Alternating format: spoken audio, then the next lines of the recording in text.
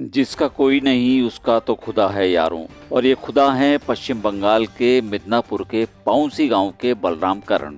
57 साल के बलराम करण 500 अनाथ बच्चों के पिता भी हैं और मां भी। करीब 30 साल से वे अनाथ बच्चों की देखभाल कर रहे हैं। इसके लिए उन्होंने अपनी दुकान, घर और जमीन तक बेच दी। फिर भी पैसों की किल्लत हुई तो गांव-गांव जाकर लोगों से मदद मांगी।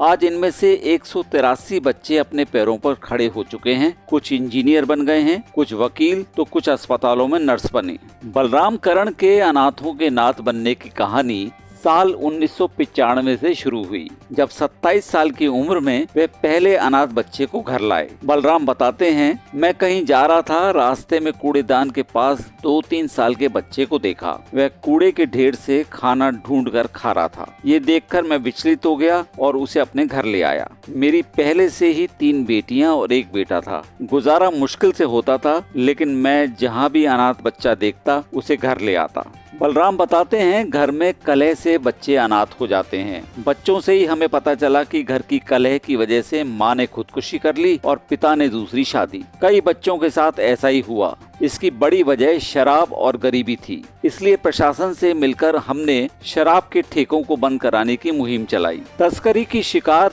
पीड़िता को बलराम करण ने अपने घर की बहू भी बनाया है। वे बताते हैं, तस्करी की शिकार युवती यहाँ आई तो गर्भवती थी। उसके बच्चे को स्कूल में भर्ती करवाने के लिए पिता का नाम चाहिए था। तब मैंने अपने बेटे के साथ साल 2020 में उसकी शादी करवाई। आज मेरा पोता 6 साल का हो गया है। बलराम करण के इस मिशन में उनके सहयोगी बने प्रवासी बंगाली विमल रॉय। विमल रॉय ने उनको 50 लाख रुपए दान में दिए थे। ये दान उन्होंने अपनी माँ, पिता और बहन के नाम पर दिए। आश्रम में पली 49 युवतियों का कन्यादान बलराम ने पिता बनकर किया है। ये आश्रम ही उनका मायका है। बिहार की रहने वाली शीतल और राधी यादव 4 व 3 साल की उम्र से यहाँ रह रही हैं। शीतल ने बताया, छोटी बहन कलकत्ता हाई कोर्ट में वकालत कर रही है। मुझे कोलकाता के RNA टैगोर अस्पताल में नौकरी मिली है।